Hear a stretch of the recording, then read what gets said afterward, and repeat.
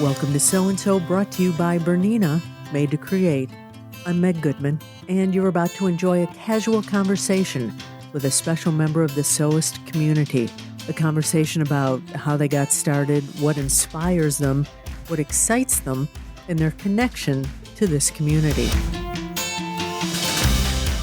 Our guest today is Joe Vecchiarelli, sewist and world-renowned fit specialist, whose work can currently be enjoyed on Dancing with the Stars. Growing up in Burbank, Joe began his sewing career as a child as he followed his father around factories and TV shows, sharpening scissors. After graduating college, he continued his career in the fashion industry and became a world-renowned fit specialist, helping garment companies develop true fits for their clients.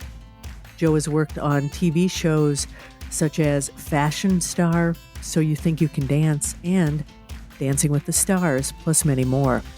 And he's worked with many famous celebrities, including Drew from Proprietary Brothers and Dolly Parton.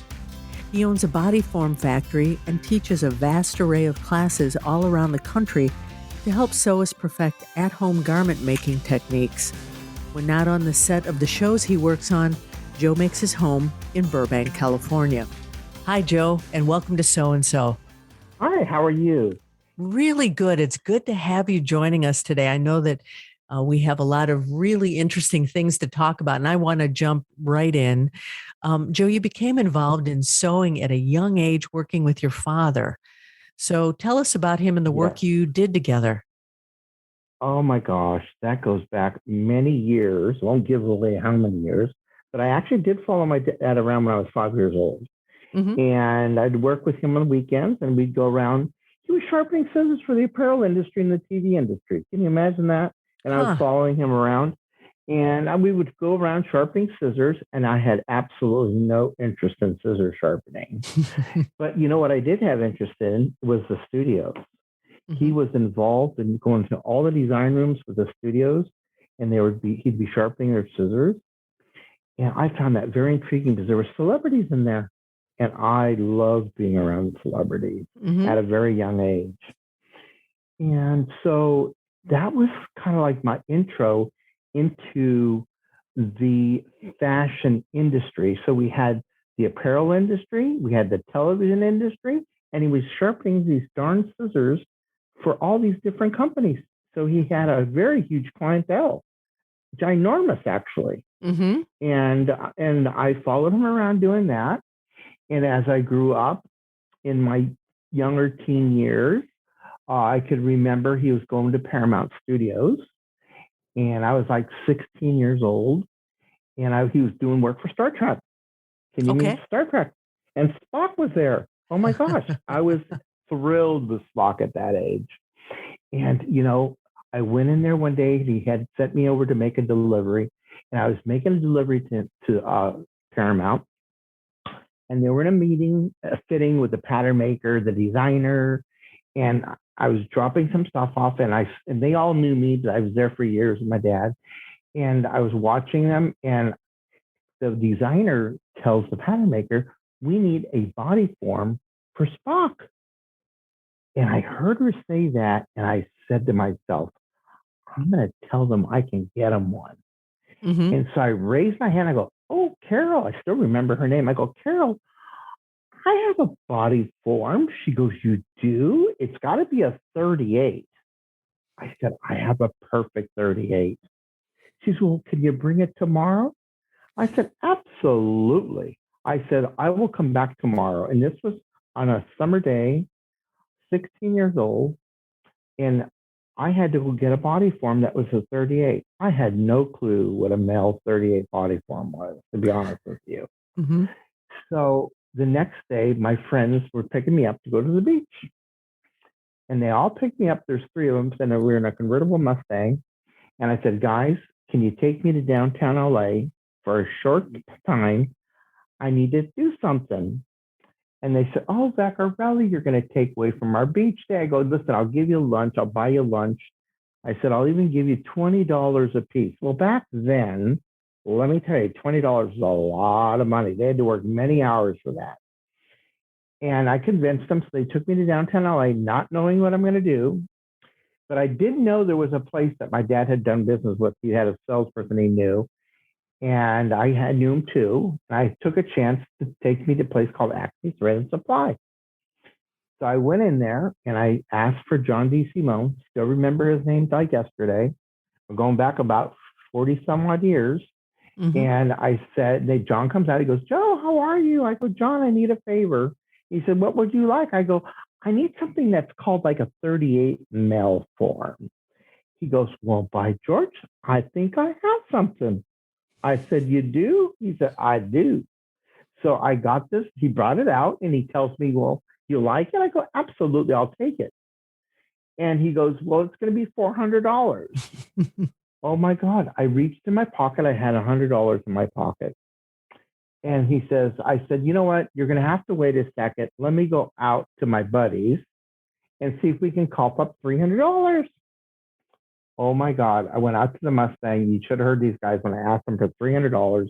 Now I stripped them from all their beach money, everything that they owned, and I had to offer them another $20 each. They were good friends. They didn't even know what I was going to get. So I went in there and I paid them the $400.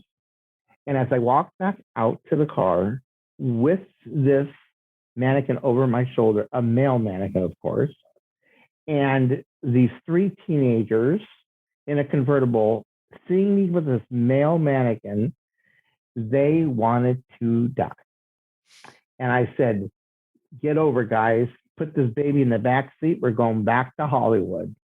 Well, can you imagine 4 young teenagers with a male mannequin in the back seat, what people were thinking? And they were mortified. So we went back to Paramount and they were angry as heck at me. And I took out this male mannequin, brought it in the studios, and Carol goes, she measured it. She goes, my God, this thing's perfect. And I said, of course it's perfect. I knew it was. She goes, well, Joe, well, how much do you want for it? I said, rolling my fingers, looking to the ground. I go, will $1,000 be okay? She goes, well, by George, I'm going to send you up to get petty cash and finance right now. Oh, you could have seen my heart pumping. I was so excited. Ran up there to get my $1,000. Came back down. I said, I need to get Spock's autograph. And she said, oh my gosh, yes. So he had a picture and he gave me an autograph. I still have it. And she said, thank you so much. And I knew at that point that the body form business had spiked interest in my life. And then I paid the guys their $40 each. And they were so thrilled and they wanted to die when they saw that money in my hand. They said, oh my gosh, where did you get that money? And I said, oh, for that body form that we picked up. And they said, only you could do that, Vecchiarelli. Well, little did they know, many years later, I would not only end up in the fashion industry, I ended up buying a body form company in New York City. Yes. So that was my stardom into the body form business. And how old were you when you did this? I was 16 when I started. 16 years old when I was at Spock and at Paramount. And then, of course, I went on to school. I graduated from the University of Southern California. And we had a company called Vecchiarelli Brothers. And that company grew, a ginormous big company. And they were going around sharpening scissors still for the apparel industry, but we branched out. We started supplying all these supplies for the design rooms, everything they needed: thread, rulers, scissors, pattern paper, anything needed for the design room, sewing needles, machines. We had it all.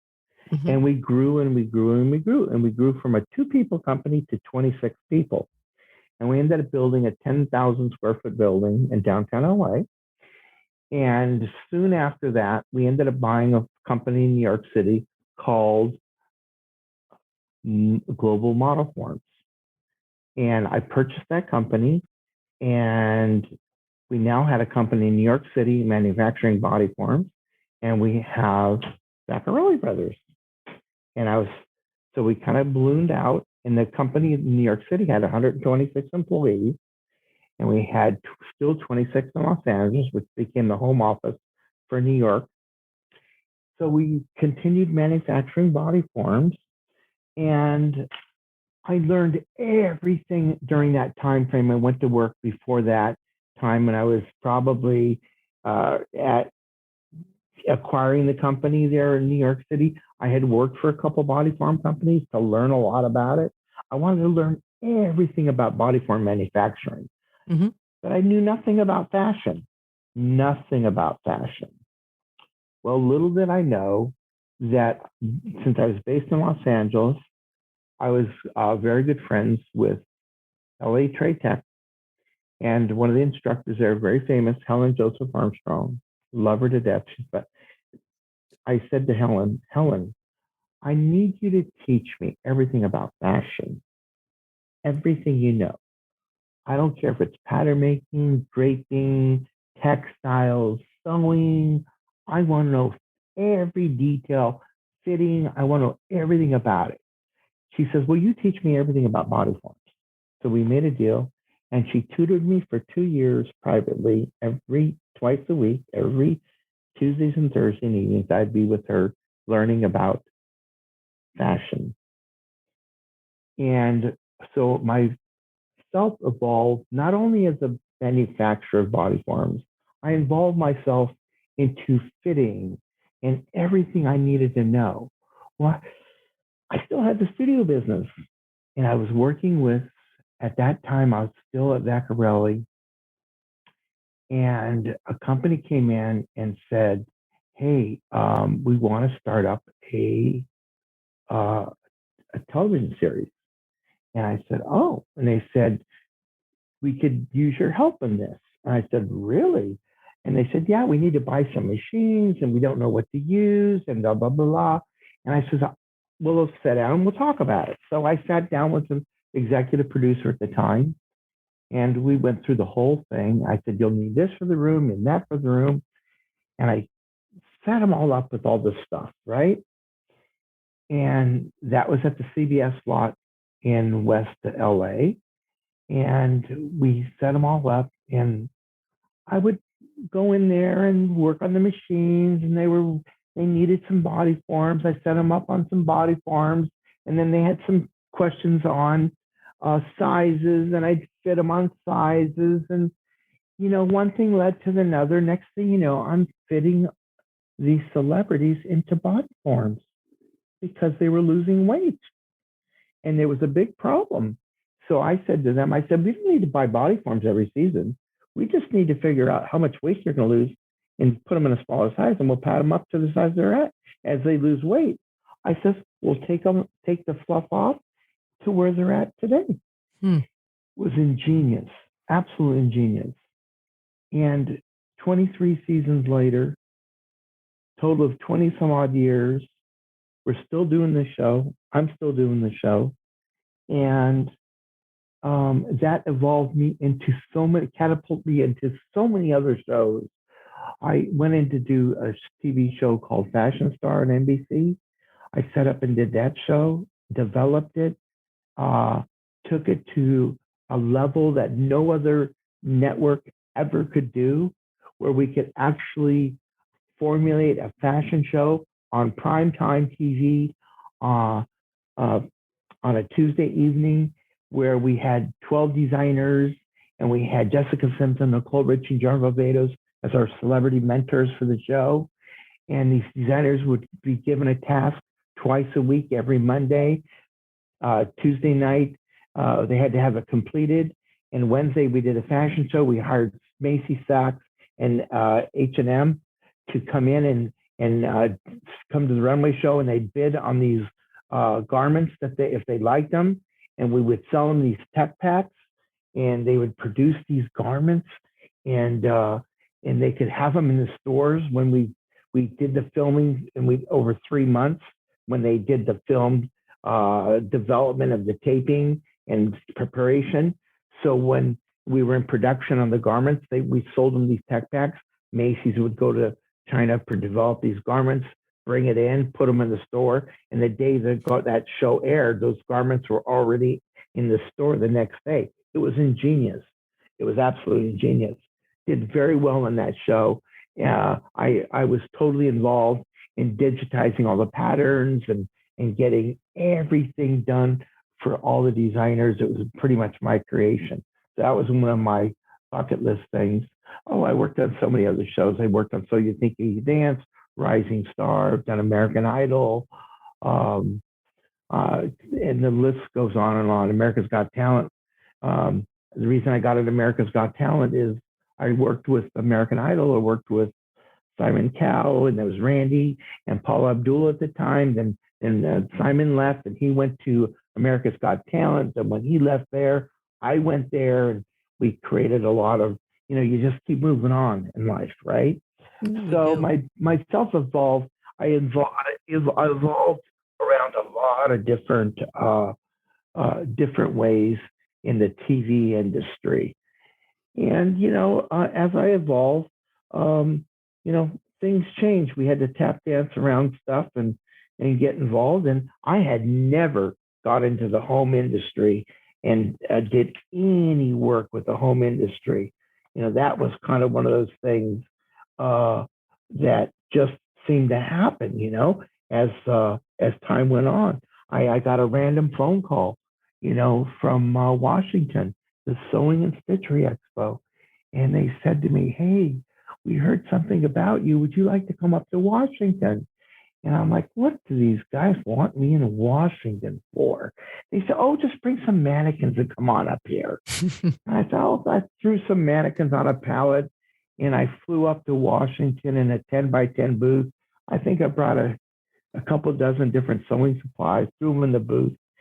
And the lady tells me before the show opened, never forget, her name was Janet McLaughlin. She goes to me, she ran the show. She goes, "Are you ready?" I go, "Ready for what?" She goes, "I'm asking you, are you ready?" And I had a 10 by 10 booth. I said, "I can handle anything." Little did I know, there was going to be 25,000 people flood this show. Mm. And believe me, I had never seen anything like it in my entire life. I only had a pencil and a paper. I didn't go up there with the intention to sell those mannequins. I get it. I was promoting them. I think I ended up selling 200 body forms up there in that time in a period of 4 days. And I was like, wow, this is insanity. That was my stepping stone into the home industry. And people said, "Why don't you, Joe? You know so much about fitting, so much about design, so much about patterns, so much about everything. Why don't you teach it to the home industry?" I said, "Teach it?" I said, "How would I even begin to start teaching? I'm not a teacher. I'm a person that I'm a producer. I work with television. I produce garments and we get this thing done." And they said, "You could teach it really well." Well, I said, "I'll give it a try." Well, how many years later? I want to call it maybe 8 to 10 years later. I'm in very deep into the home sewing industry, going around the country, teaching all over the country, doing sewing and stitchery with hundreds and hundreds and hundreds of students. And I absolutely love teaching these people all over the country because they really never had an idea how does fitting really impair their life. And they would buy these patterns that don't work, and their bodies weren't made to those patterns. Their bodies are really made to themselves. I always would say your body's perfect and those patterns are wrong. And the only way that you can get a perfect garment is making it to you. And the way you make it to you is have a mini you and take those patterns and pin it to the body form that is your shape and size. And then you alter it based on your body form.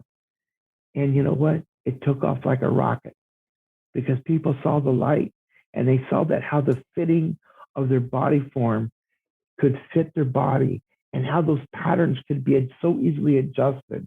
And when they would cut that fabric out and not have to throw it away time and time again, and they could actually stitch it up and fit them, it was like a whole new evolution that opened up into the home industry. And it was their biggest stepping stone to success. And I'm so thrilled that I could still do that today. And I am doing that today. And it's just been a real wonderful experience on my side.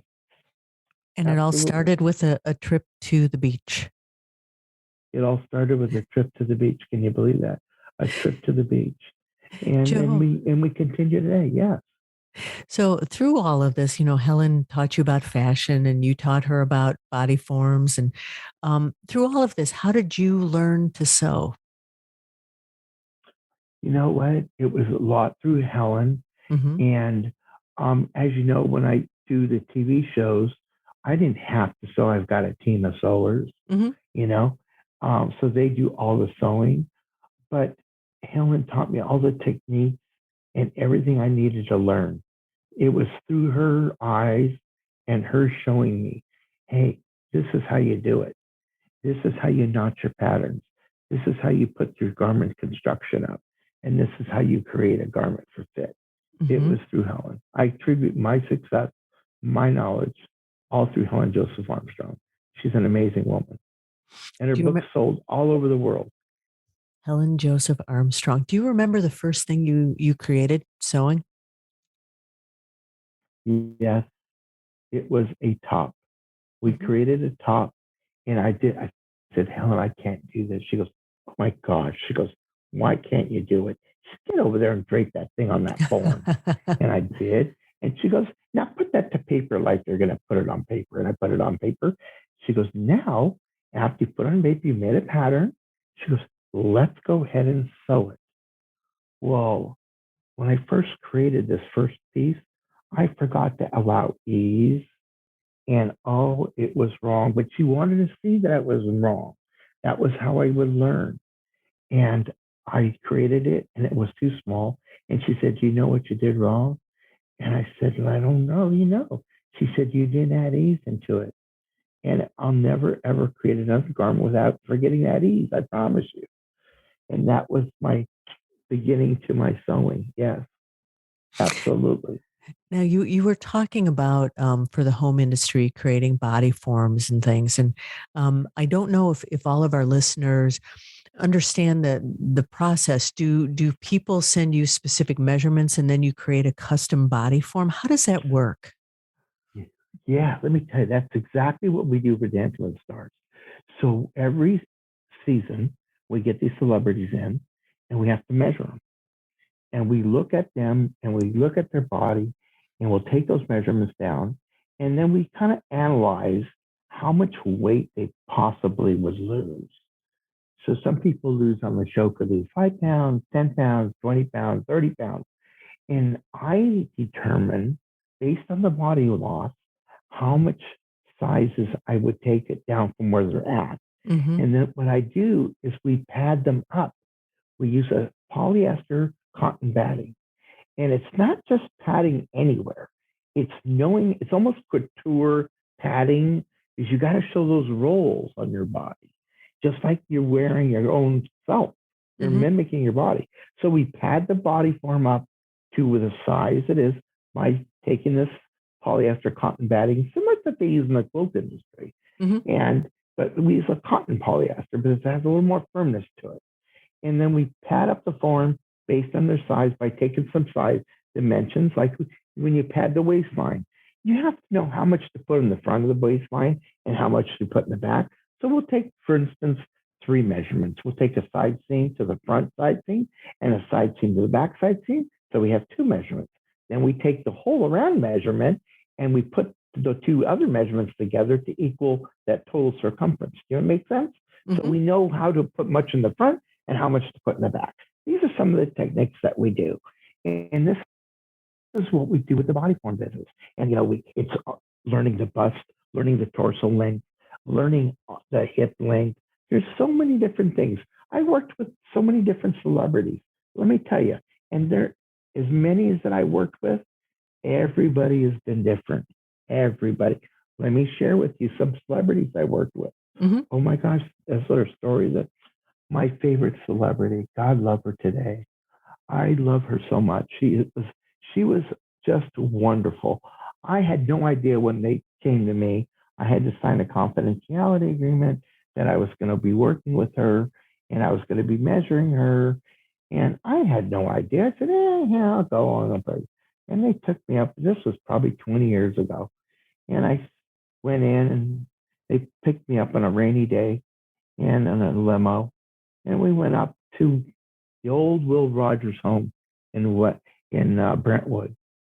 And I had no idea where I was going. And this gate opens up and there's a beautiful courtyard, beautiful. And I go to the driver, I go, do you mean to ask who I'm here to see? He said, just hang on a second, let me open your door. And I'm like, that's kind of weird. So he opens my door, I get out of the car, and it was a rainy, cold weekday. And out come the front door in a beautiful white robe with famous Dolly Parton. Hmm. Oh my God. Wow. Have you ever seen a young man? Have you ever seen a young man sweat on a rainy day? I certainly did. I was so nervous.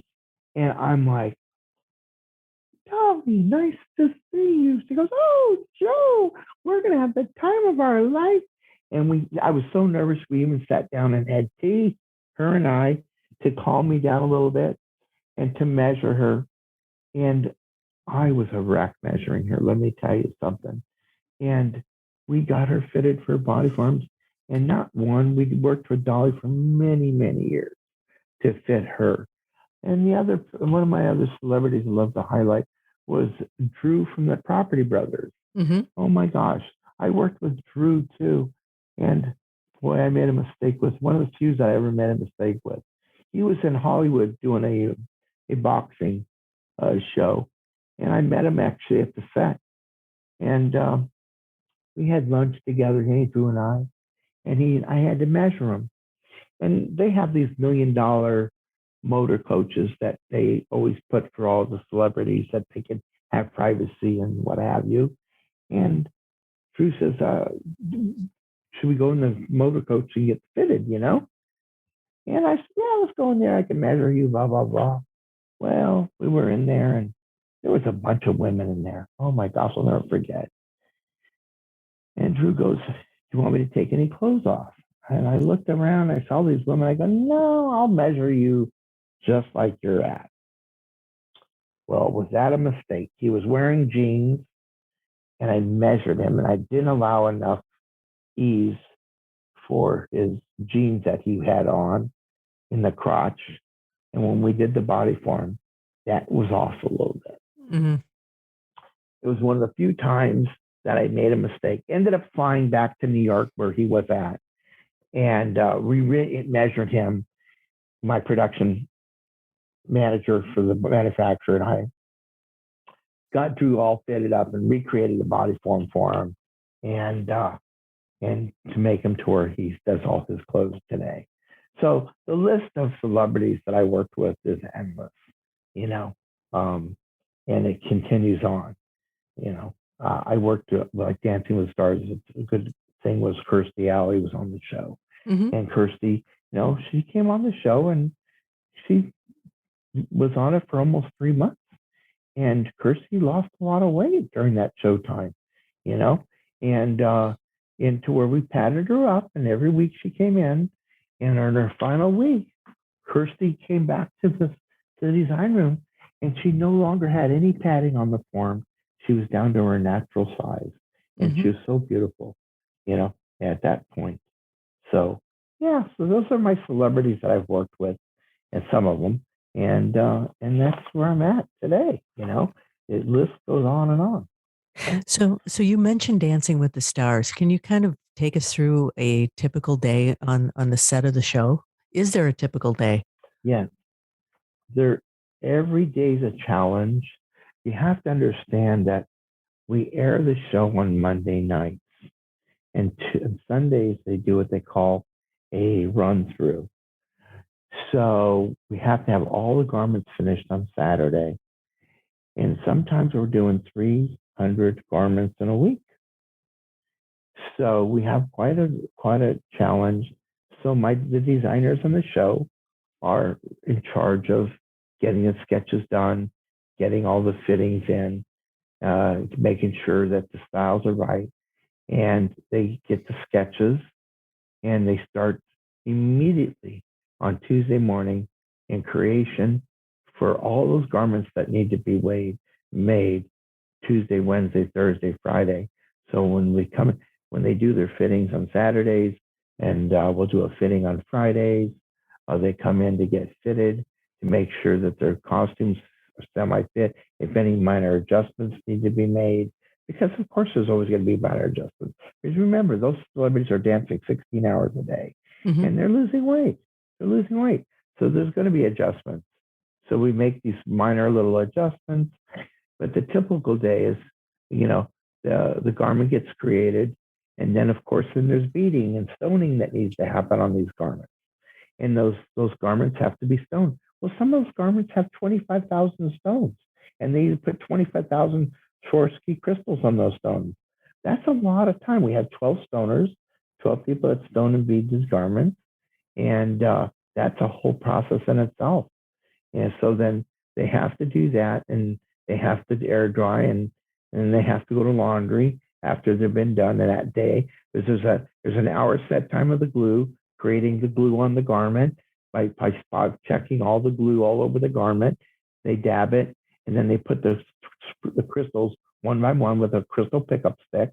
And then after that sets, after 3 hours, then it has to be laundered before they can wear it. So it's a whole day process, because you're not doing one garment, you're doing hundreds of garments. Because all the garments got stoning and crystals and embellishments and what have you all over them. So it's quite nice. So the typical day, it's typically a 6-day work week, and it could be about a 16 to 18-hour day. I don't think viewers have any idea what goes on behind this. That's fascinating. That is. Yeah. The day you have to in order to achieve the goal. Sure. And then people say, "What did you do yesterday?" They ask me. I haven't slept for 2 days. And you have a real life on top of that. So yeah, 16 to 18-hour days. You work really hard in the studio business. You put a lot of strong hours in, a lot of hours. Yeah, and we do this to bring happiness to the home. That's what we do. We work really hard, and it brings. And of course, Dancing with the Stars is one of the top-rated TV shows today, and it has been for a number of seasons. We have hit the Nelson's rating clear to the top, and it's been fantastic. Love every moment of it. It sounds like it, Joe. You teach sewists about fitting, and you have many classes. What do you think the most important thing just your everyday sewist needs to really know or understand about fitting? Fitting, one of the most key components about fitting on your body is knowing the different parts of your body shape that needs to be really taken into consideration. When most people learn about fitting, we generally fit, for instance, the waistline. We use the waistline as your navel area because that's a basis for everything on the body. Everything from that point can be adjusted up or down, whether it's the length of the torso or the shortness of the torso or the crotch of the pant, longer or shorter. They used to wear the lower crotch jeans, and then they went to the higher ones. It can all be adjusted. But we know that from the waistline, the navel is the center of gravity of the body. And so we start from there. And then and if you understand that part of the fitting and understand how from that point of the body that you've established that, because some people have a smaller waist, 3 inches up from the navel area. But that doesn't necessarily mean that you're going to start fitting at that point. You would start at the basis of your navel and adjust accordingly from that point. And then everything falls into place from there. The length of your torso front, length of the torso back. We take all those measurements into consideration. The underbust measurement, how important is that? And the overbust measurement. Because if those measurements are off, everything's off. Most women complain that they have too much fabric in the front of their chest.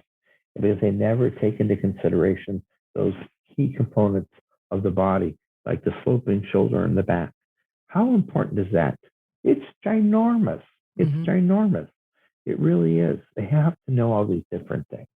And these are things that I teach in my classes, the body fitting class, or they call it a body shaping class. Um, and then, of course, then that one thing leads to another, getting the most use out of your body form. How do you get the most use out of your body form?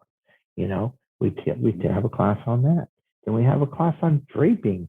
How important is draping? Oh my gosh, your body's your body. Take a muslin to your body, drape it, then put that on paper and create your own pattern. And then you can make one pattern. No, you can make hundreds of patterns from that one drape. Why? Because you're putting the darts, you're cutting and spreading in that darts and spreading them all around, whether it's a top dart, bottom dart, side dart, French dart, over the arm dart, off the neck dart. It doesn't make a difference. We cut and spread the darts, and we can make hundreds of different designs and styles from that.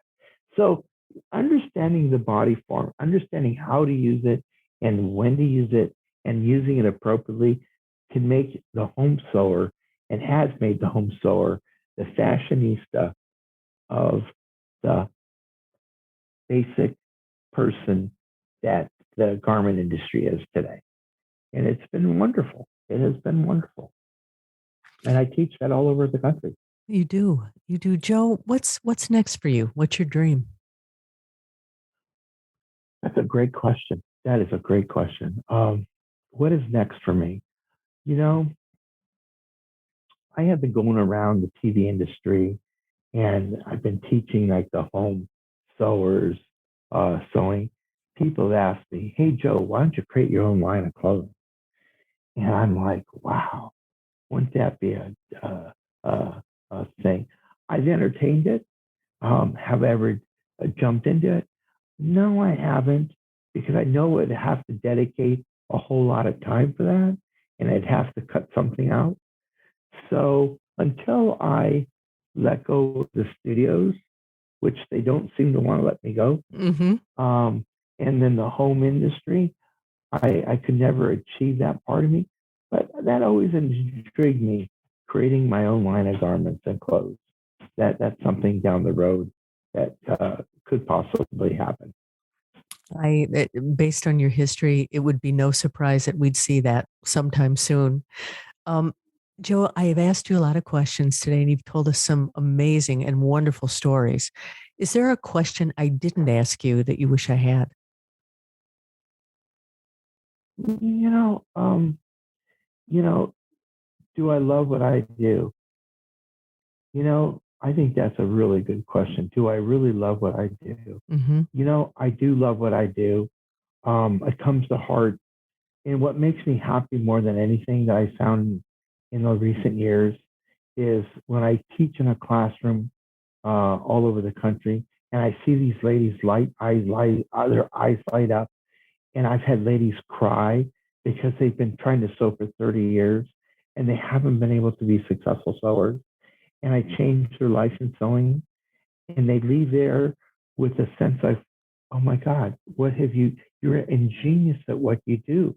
And I actually can make a garment. And they come back to me and they show me a year later or whatever, and they email me what they've created. And what a great thing. And that I really do know what I do, and or I wouldn't do it. And I think that this has just been a wonderful journey uh, for myself and for the TV industry and for the home industry that I've given back, and it has been great. And this journey is going to continue for a short time more, and then we'll see what brings us. We'll see what brings us to the table. For right now, where we're at with my journey, but we'll continue on.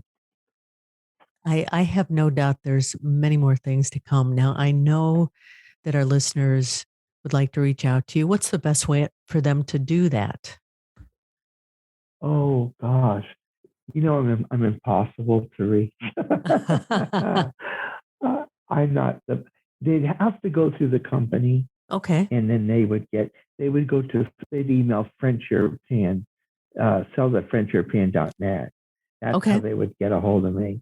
All And right. yeah, they go to sales, SALES, at FrenchEuropean.net. That's how they would get it. Most of the time is spent in the studio, like Sure. where I'm at today. And if they really have any questions or things that they want to know about me, they certainly can go there. And at some point, I will definitely get back with them. I'll get the And information it's given to me. and I'd recommend that they put in the subject line that they heard you on this program, heard you on so and so, so you would know that these are follow up questions from this. Social media. Oh, Are there absolutely. ways people can follow you on social media? Oh yeah, my Facebook page. They can go on my Facebook page, Instagram. Mm-hmm. Um, I'm all over there. They can certainly follow me. They got me listed as an artist on Facebook, and then of course Instagram as well. Wonderful. Joe, Yeah. this has been a fun conversation. I learned so much, and I want to thank you for sharing your story with us today. Oh, you know what? Thank you so much for your time too today. It's been wonderful chatting with you, and I want to thank you too for your time with me, and looking forward to having a lot of people hear about our story. Absolutely. Thank you again. Well, there you have it. Another story about someone just like you, someone for whom sewing is so much more than a hobby. It's a way of life, it's a connection to something bigger. If you know someone you think has an outstanding story, a story that should be shared on this podcast, please drop me a note to info@sewandsopodcast.com or just to complete the form on our website. Be sure to subscribe to this podcast on your favorite platform and visit our website, sewandsopodcast.com, for more information about today's and all of our guests. That's SEWANDSO podcast.com. And finally, I want to thank Bernina for making this program possible. I'm Meg Goodman, and I look forward to you joining us next time on So and So.